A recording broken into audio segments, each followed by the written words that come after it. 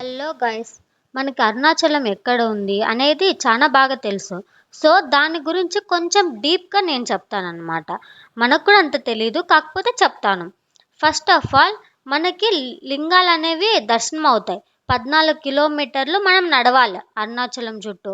ఆ లింగాలు ఏంటి అంటే ఇంద్రలింగం, అగ్నిలింగం, యమలింగం, నైరుతి లింగం, వరుణలింగం, వాయులింగం, కుబేరాలింగం, ఈశాన్యలింగం, లాస్ట్ శివయ్యది వస్తుంది. సో అలా అంతా దర్శనం చేసుకొని మనము లాస్ట్కి శివుని దగ్గరికి వస్తామన్నమాట. దాని తర్వాత మనకి మోక్షలింగం అనేది ఉంటుంది. మోక్షలింగాన్ని దర్శనం చేసుకుంటే చాలా మంచిదనేసి పెద్దవాళ్ళు చెప్తారు.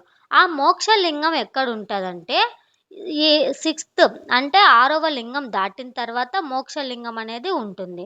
అలాగా దర్శనం చేసుకొని మనం టెంపుల్కి వెళ్తే టెంపుల్ అనేది చాలా అంటే చాలా చక్కగా ఆ, రాయితో ప్రిపేర్ చేసి ఉంటారు. అంటే పూర్వకాలం ఎలాగైనా బాగా చేస్తారు కదా.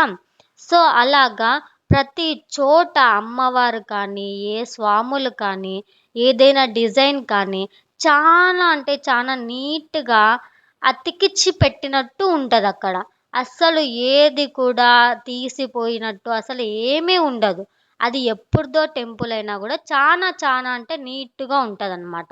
సో అలాగా ఆ టెంపుల్ని మీరు ఒకసారి దర్శనం చేయండి. మీకు ఇంకా ఈ టెంపుల్ డీటెయిల్స్ కావాలి అంటే బయోలో లింక్ ఉంది, విజిట్ చేయండి.